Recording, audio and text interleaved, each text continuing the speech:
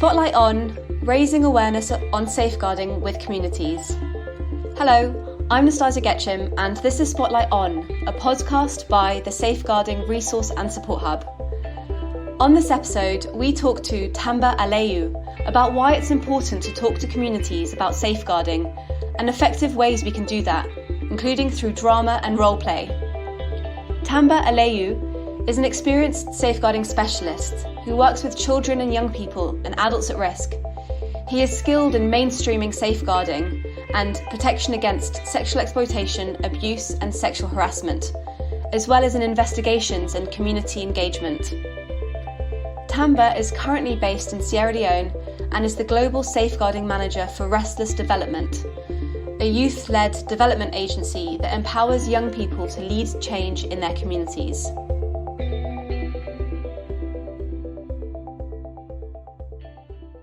Hi Tamba, thank you so much for joining us today.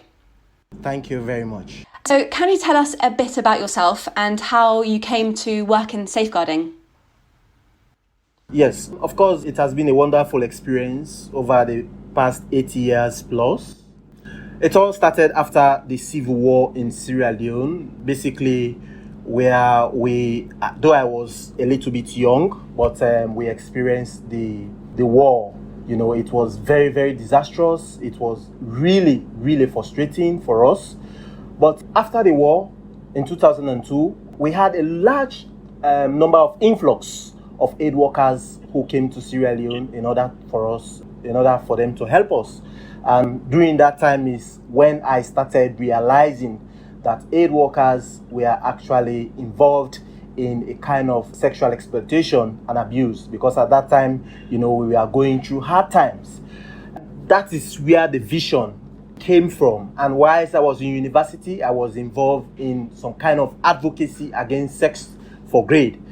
In my intern, I volunteered to embark on safeguarding activities for community organization, mobilization and empowerment, where during my intern, then later I was given the position of gender advisor. Then I rose to, in another organization again, I went as safeguarding investigation coordinator. Then I went to Concern Worldwide as accountability advisor. Then I came to Restless Development. Initially, I was the senior safeguarding and protection coordinator, and later promoted to the global safeguarding manager. That has been my journey. Thanks. So it sounds like safeguarding has been a particular area of interest for a long time for you. Can you tell us a bit more about the work that you do with Restless Development? Yes, we have been doing a lot in terms of strengthening safeguarding standards across the agency. So basically what I've been doing over the years is to ensure that we engage in identification of risks, we engage in prevention, we engage in reporting, we engage in response, and of course, we also engage in reporting. For identification, over the years, we have been ensuring that we identify safeguarding risks within our organization as well as in our programs to ensure that we deliver safe programs in our operational areas.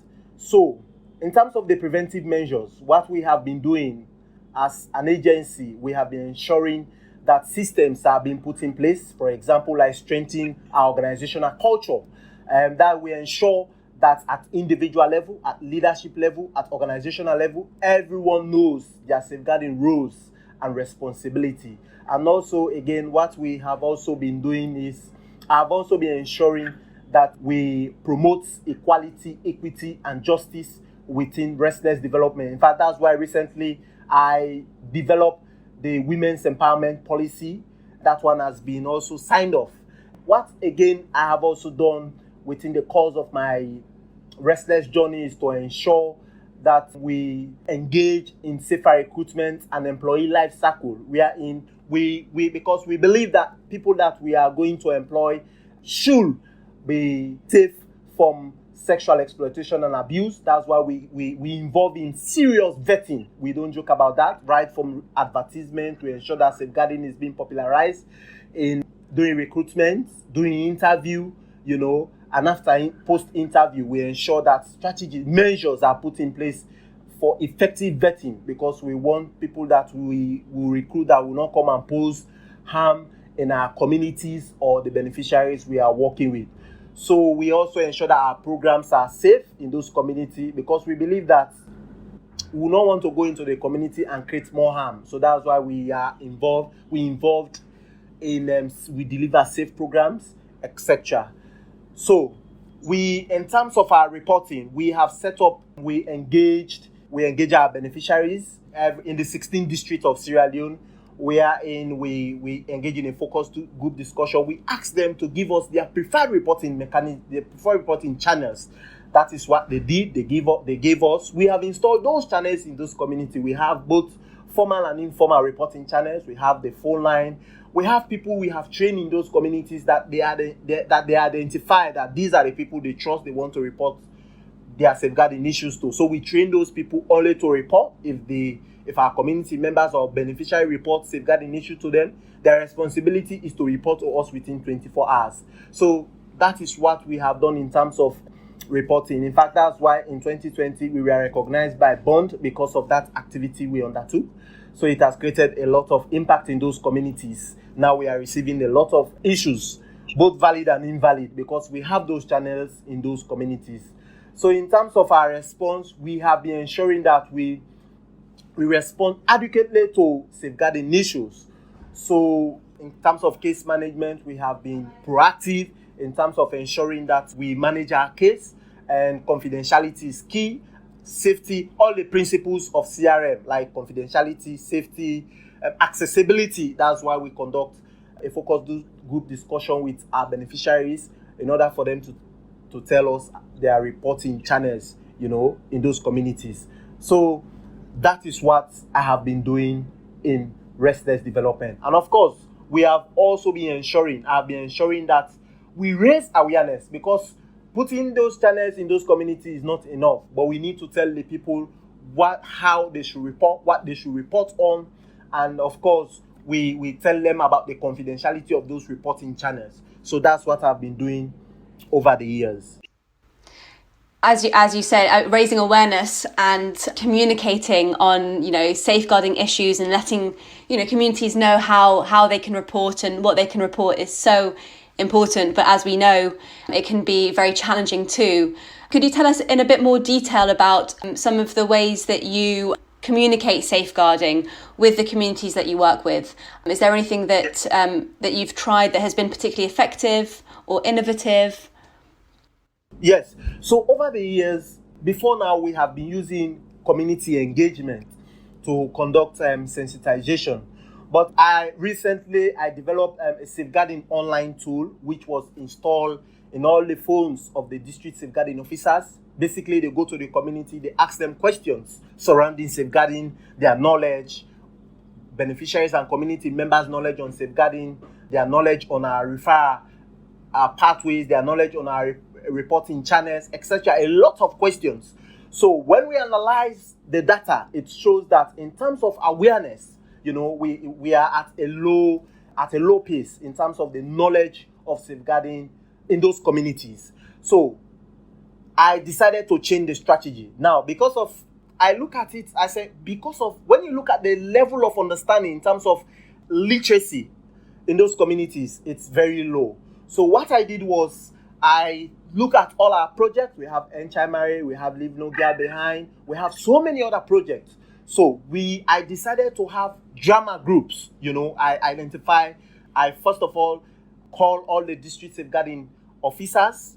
We have this meeting. We said because of the low, in terms of the awareness raising, the people in terms of their knowledge, it's very low. So we need to increase their knowledge on safeguarding our reporting channels, etc. So I decided to have drama as the centerpiece of our awareness raising. So I developed skits. Of course, Restless Development, we are working with volunteers, both national and community volunteers. So we have volunteers that are very innovative. So we identify them, we build their capacity, we practice, then they go to those communities. They dramatize on our 7 prohibited behavior. For example, having sexual relationship with someone below the age of 18 years is prohibited.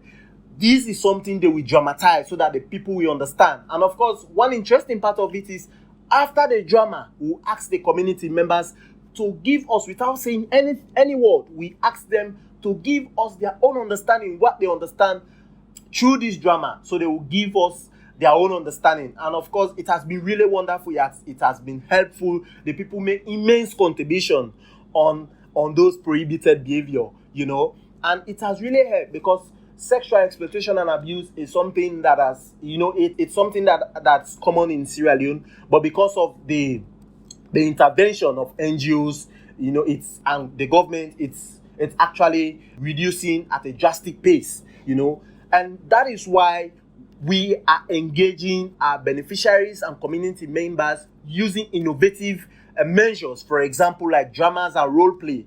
And of course, we also use infographics. These are pictures, because sometimes when you use, I ensure that we target all sorts of categories of people. For example, persons with disability, for those who cannot hear but see, like for example, the deaf.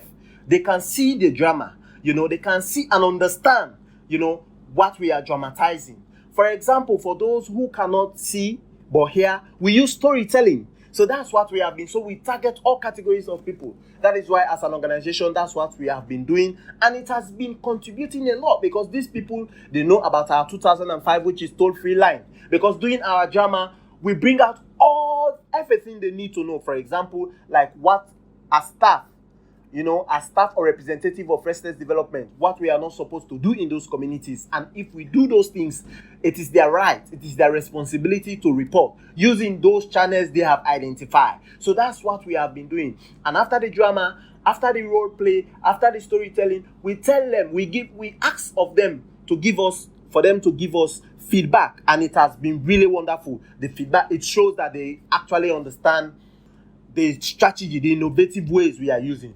And of course, recently we have done an analysis, and before now we are at a low pace, but the recent analysis we have now, it's really, really, really encouraging. And that's what we'll keep doing in all our projects. So that's the innovative measures we have put in place to ensure that we raise awareness, so that we target all categories of people, whether you are literate or illiterate. Thanks, Tamba. That sounds so interesting, and I'd love to see some of those infographics that you've developed as well. And it's great to hear that some of the findings that you're getting are really promising. I mean, you've kind of touched on this already, but I'd like to ask you a bit more about, obviously sexual exploitation, abuse and sexual harassment is such a sensitive issue, and it's not always so easy to talk about, even with people that we know well and that we trust. Obviously, adds to this the fact that some of the terms and definitions that we use are not always, quite easy to understand or easy to translate. I just wonder whether you've got anything that you can share with us about the approach to communicate on these sensitive issues that you thought resonated really well, or maybe some of the challenges about communicating on this very sensitive issue.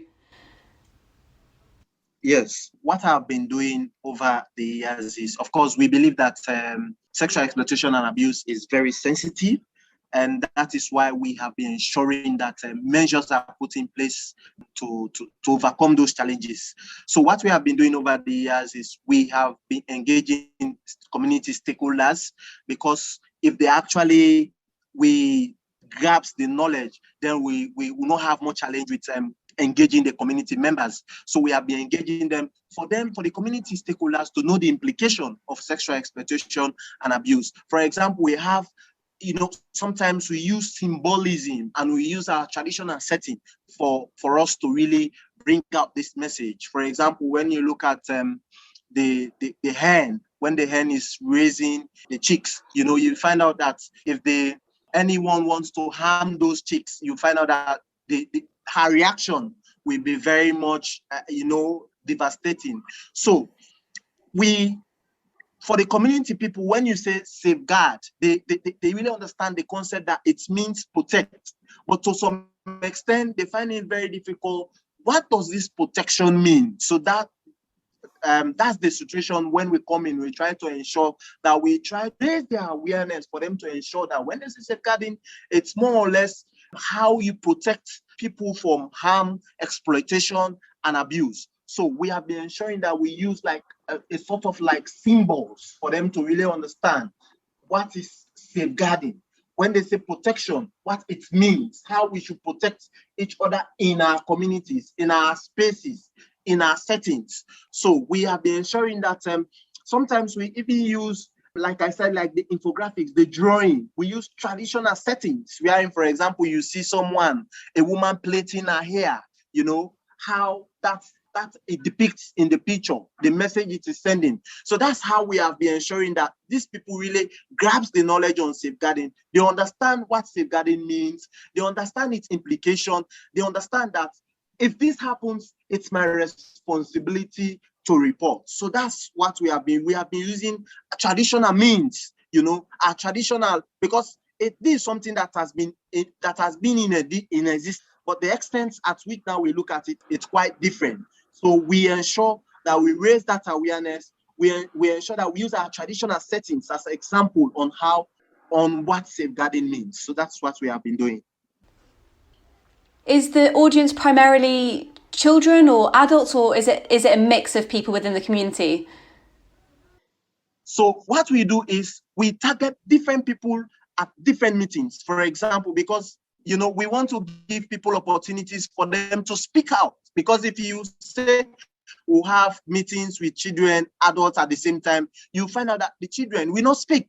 So we have meetings with adults, like for example, men to be specific. We have meetings with women to be specific. We have meetings with children. So that's what we are doing. We hold different meetings with different categories of people. We have meetings with persons with disability, because as an organization, we believe that if you go to those communities, then you say, we in our cultural settings, when women are in a meeting, whatever the man say, it's final. In fact, the women will say, yes, the man has said it all. So we don't want that kind of situation. We want a situation wherein every voice matters. Every voice matters. We give opportunities. That's why we create the space for people to speak. That's why we have different, even in our CRM consultation, community complaint response mechanism consultation, we ensure that we have different categories of people. We engage them differently. Why are we doing this? We want to ensure that we capture the voices, the opinions of those categories. For example, men, what are they saying? Women, what's their understanding? The children, persons with disabilities. So that's what we are doing. Right. So making sure that you're setting the scene and allowing the space for really meaningful exchange and dialogue. Sure. And then in terms of how you sort of deliver the dramas and the questions, that will differ depending on obviously who you're communicating with. What has been the sort of key impact that you've seen as a result of raising community awareness of safeguarding? You mentioned that after some of your sessions, you'll gather feedback and it's been broadly positive. What has been the impact sort of beyond that you can share with us? So it has been really wonderful, because before now, while we are just having community engagement, dialogue, it was not making any impact. But using innovative ways to raise awareness is really helpful. In fact, that's one message I'm currently sending across to other agencies for us to be using innovative ways, because if we want to target different categories of people, we should be innovative. Safeguarding is a very sensitive concept and it should be treated as one, because, for example, using dramas, using storytelling, role play, using infographics to raise awareness in those communities on safeguarding, on sexual exploitation and abuse, we speak volume. We leave a blueprint in those communities, because if you have system in place and the people don't really understand how to make complaint, when to make complaint, what to complain about, then we are not doing anything. So when we go to those communities, it's our responsibility to ensure that the people grasp this knowledge on safeguarding. They know what their rights are, what they should report on. Because like I said, my history on safeguarding, way back, we don't have any reporting channel. We were exploited. We don't have any reporting channel. But now we are seeing organizations having systems in place. But now what we have to do is to ensure that the people really have the knowledge. Like I said, accessibility is one of the principles of complaint response mechanism. People should have access to our reporting channel and they should understand what they should report on. So if we use dramas, we use innovative ways of raising awareness on safeguarding, it will really help. It will leave a blueprint in those communities. Like, we have case studies when we went to those communities, when we engage them on their preferred reporting channel. So many people say a lot of things, about our safeguarding channels, about even engaging them. They feel the ownership, they feel belong, they feel, it's so touching, it's so heart-rending when you hear some of those case studies. And really, it's like a message. We should be using innovative ways of raising awareness in those communities, because we should not leave out persons with disability. Only community meetings will not help. Community dialogue will not help. If we engage in innovative ways like drama, it will help persons with disability. It will help those who even find it very difficult to understand, because it will capture their mind, their attention. If we just stand and talk, people are lost in thought. So you use something that will capture their attention. So that's what we are doing. Sometimes people, not that they don't want to listen, but because of their situation, because of what they are facing, you need to be innovative to capture their attention, to grasp the knowledge on safeguarding. That is exactly what we are doing. Great, thanks. And I mean, that sounds like a very convincing argument for why it's so important to really think outside the box when communicating with the people that we work with, and maybe not rely on the more traditional forms that maybe aren't so engaging.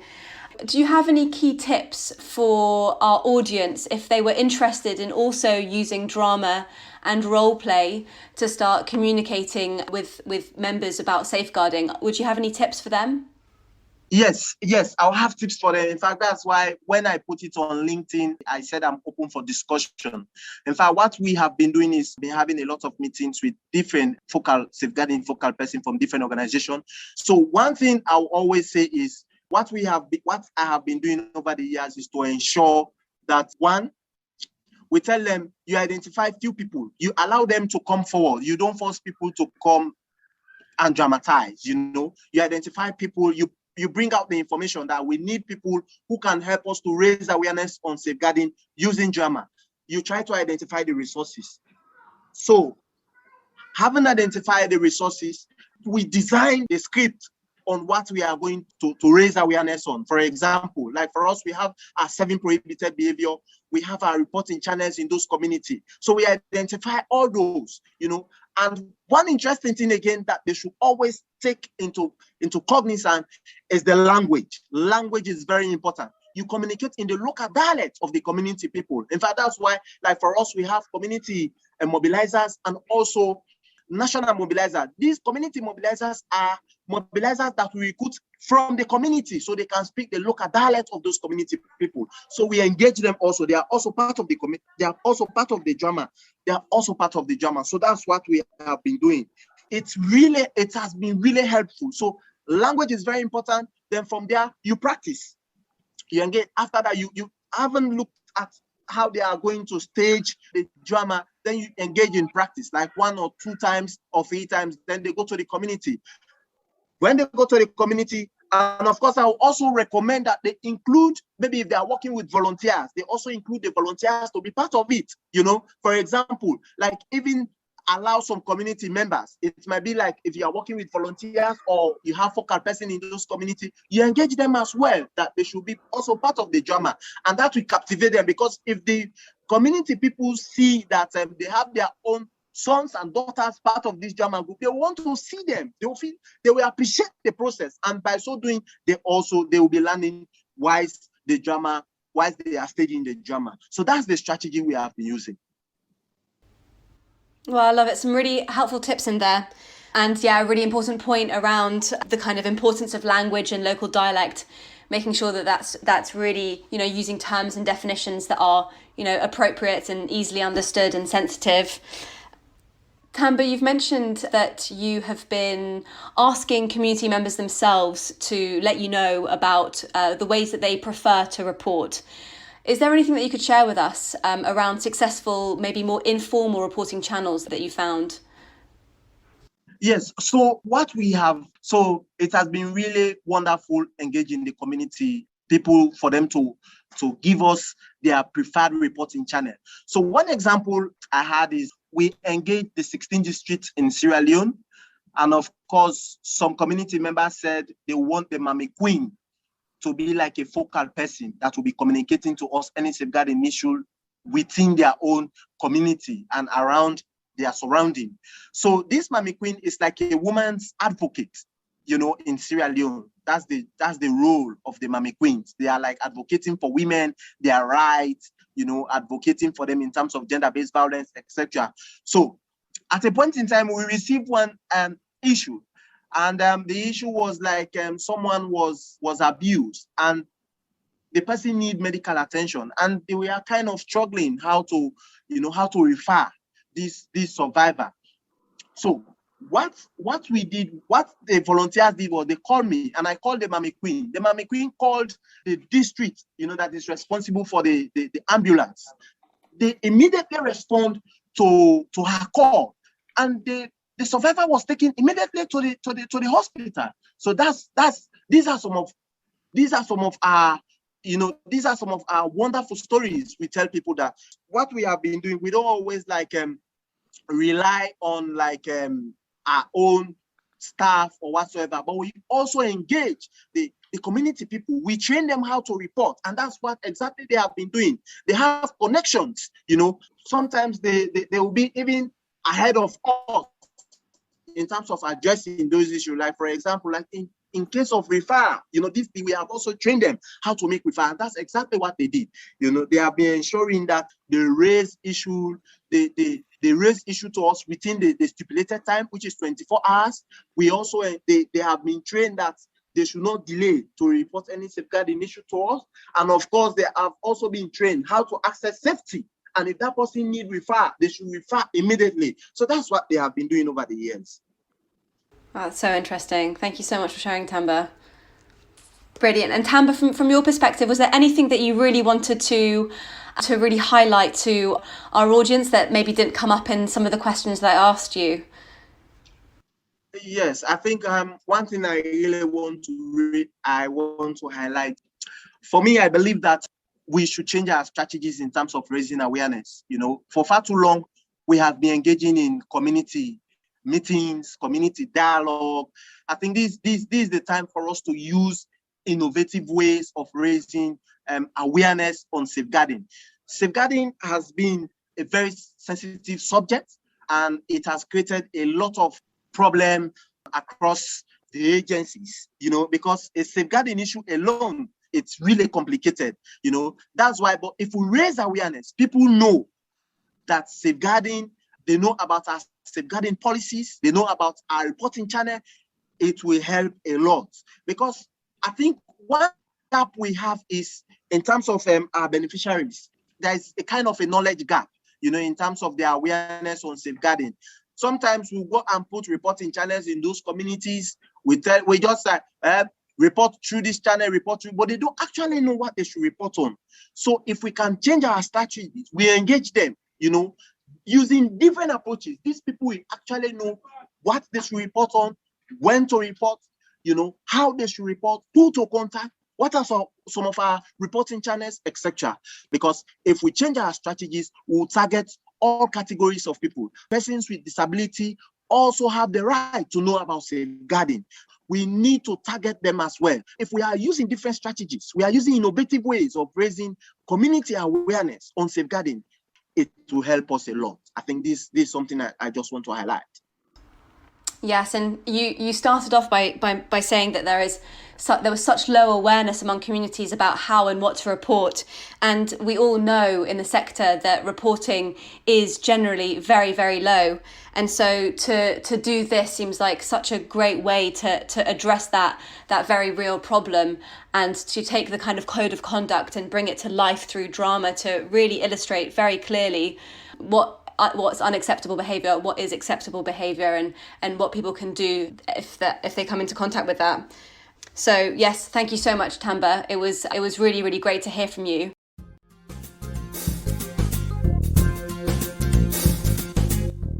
That was Tamba on raising awareness on safeguarding with communities. There were lots of really interesting learning points, so we've put them into an infographic which you can find and download in the podcast description.